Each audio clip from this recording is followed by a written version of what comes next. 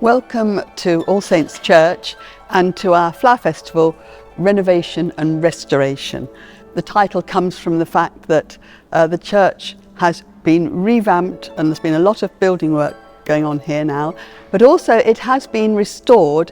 The fabric of the church has been restored, but also the church has been restored to the community, having been closed for nearly a year, more than a year in fact. Anyway, I hope that you enjoy seeing these flowers. They depict the work that's been done, the people who worked here, and then the groups within the church, and then finally the services that we already do for the wider community. I just find it inspirational, so do enjoy it.